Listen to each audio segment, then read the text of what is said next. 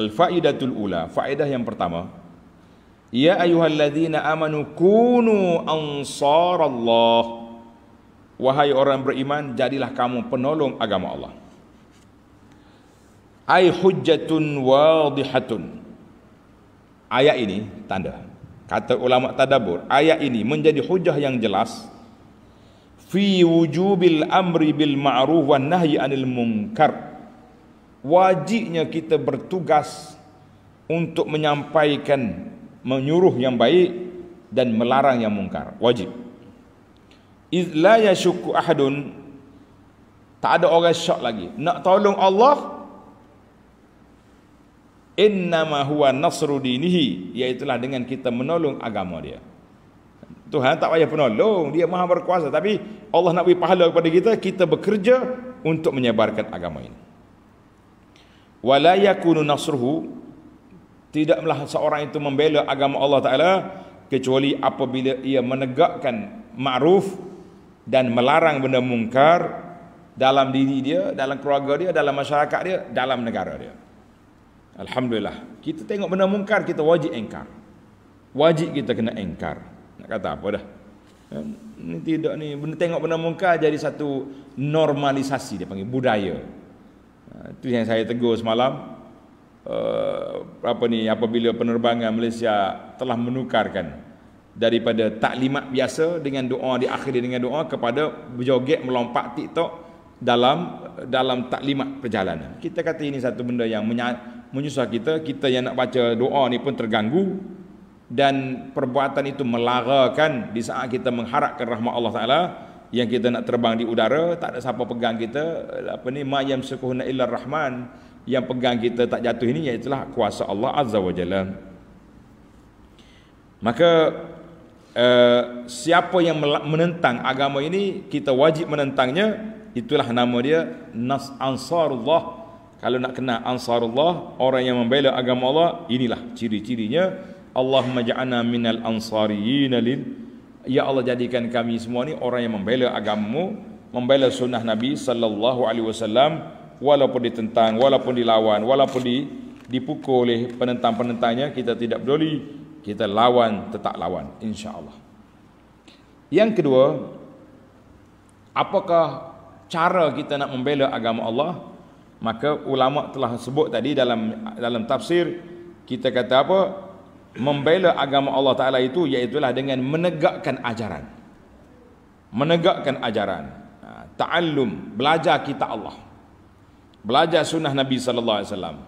Beramal dengan dia. Sebarkan dalam keluarga. Sebarkan dalam masyarakat. Sebarkan kepada siapa saja. Perkenalkan Islam ini kepada non-Muslim. Maka itu dia panggil Ansarullah. Mari kita jadi Ansarullah setakat yang kita mampu. Setakat yang kita mampu. Ramai je pendakwah-pendakwah yang duduk jaga ma'alah non-Muslim ni, dia pun tak pandai mana. Dia kata, saya ajak ya orang masuk Islam. Kemudian saya bawa ke pusat dakwah. Ustaz-ustaz yang didik mereka. Kita kata jazakallahu khairah. Allah telah beri kebaikan kepadamu sebab kamu telah membela agama Allah dengan kemampuan yang dia ada. Jangan kata tak ada.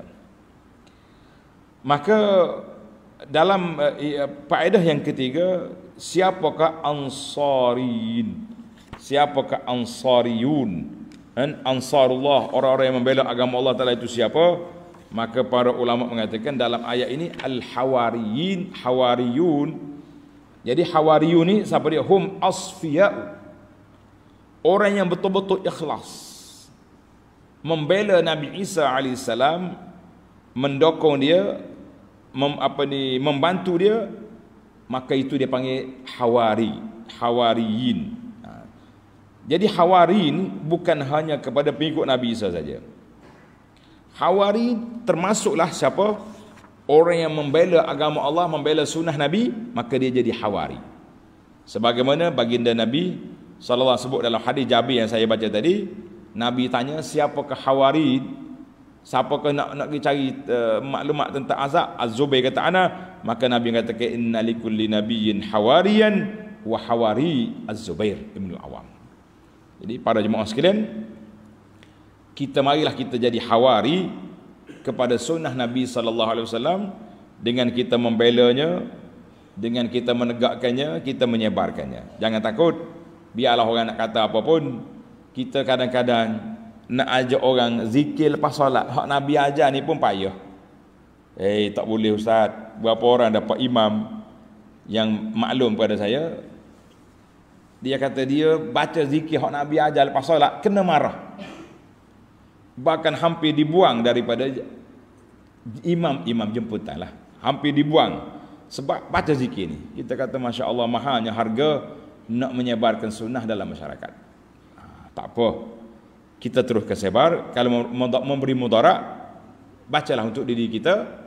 Orang lain tu dia bacalah apa yang dia nak baca. Kita nak kata macam mana, yang sebab mereka mudarat, kita ajar kepada kita, keluarga kita, anak beranak kita, dan orang-orang yang nak dengar kita, kita ajar. Orang yang tak nak dengar, kita mengatakan ya Rabbi Allahumma halal ballagtu, aku dah sampaikan, mereka tak mau. Pilihlah sendiri apa yang kamu nak. Allahu Akbar. Baiklah. Yang keempat Allah Taala sebut di sini, fa'amanat ta'ifatun bani Israil wa kafarat ta'ifah, bahawa dalam dunia ini pertembungan pecah tetap akan berlaku. Umat Bani Israel dengan Nabi Isa, ada yang ikut, ada yang kafir. Yang ikut ada yang betul seperti Hawariyin, dan kita juga pengikut para nabi, ada yang tengah-tengah dipanggil wasat, ada yang melampau, ada yang lebih. Jadi yang melampau di sini siapa dia? Allah Taala gambarkan, iaitulah dalam Al-Fatihah yang kita baca, ghairil maghdubi alaihim, al-maghdubi alaihim, orang yang dimurkai, iaitulah puak Yahudi, melampau dia kepada Nabi Isa. Dia kata Isa anak tak sah taraf. Ghulu ni pula orang panggil terlebih pula, terlebih cinta kepada Nabi Isa pula, puak Nasara, sampai mereka taklih mengatakan Isa anak Tuhan. Kita jalan betul, jalan tengah ni siapa? Iaitulah pengikut Nabi SAW, yang kita panggil pengikut Ahlus Sunnah ni. Apa yang kita nak buat? Iaitu kita mengatakan kita ni ikut sunnah Nabi. Nabi Isa itu adalah Nabi, Rasul, bukan Tuhan, bukan anak Tuhan.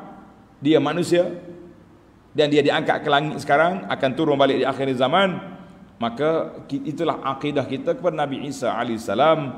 Tidak ghulu, tidaklah terlampau, tak ada, tidak tafriq, tidak lebih sangat sampai macam Yahudi mengatakan anak tak usah taraf, ataupun Nasara yang mengatakan anak Tuhan. Kita mengatakan Nabi Isa Abdullahi wa Rasuluhu. Itulah pegangan kita. Yang terakhir, Allah bagi jaminan, فَأَيَّدْنَا الَّذِينَ آمَنُوا عَلَىٰ عَدُوِّهِمْ فَأَصْبَحُوا ظَاهِرِينَ. Maka bagi orang yang beriman, ayat ini dia panggil bisyaratun, tanda pelajar. Bisyaratul lil mu'minin bit'ayyidir rabbani. Allah Ta'ala bagi khabar gembira kepada orang yang beriman dengan dokongan, sokongan, pertolongan daripada Allah Azza wa Jalla, dengan syarat madamu mutanasirina alal haqqi, selagi kamu membela kebenaran ini, agama ini, sunnah ini, kamu akan menang. Mujtami'ina alaihi, berkumpullah kita, bersatu padu di atas Alkitab was sunnah, ghaira mutafarriqina anhu, jangan berpecah-pecah, jangan sambil hentam-hentam sama kita, sebagaimana yang berlaku pada ulama salafus salih. Mereka solid dengan Quran, dengan hadis, mereka menang negara Islam sampai ke mana? Sampai ke Andalus. Tapi apabila kita tafarraqu, pecah, dalam negara kita ni, umat Islam yang ramai ni pun pecah penggah habis dah. Orang yang sibuk kepada nak menegakkan agama Allah, kita nak sebut mencari telur, mencari ayam. Itu jelah kerja kita sehari dua ni.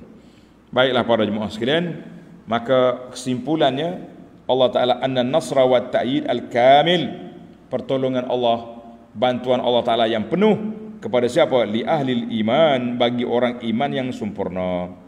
Jadi imannya kuranglah bantuan. Kita mengatakan bateri kita ni setakat mana yang kita ada. Kuat, Allah Ta'ala beri pertolongan. Lemah.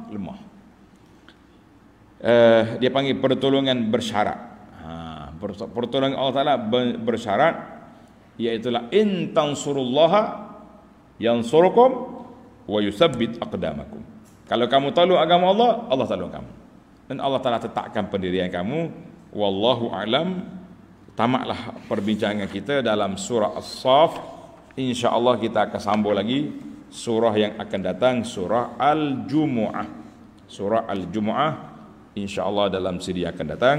Subhanakallahumma wa bihamdika asyhadu an la ilaha illa anta astaghfiruka wa atubu ilaik. Wa sallallahu ala nabiyyina Muhammad wa ala alihi wa sahbihi ajma'in walhamdulillahi rabbil alamin.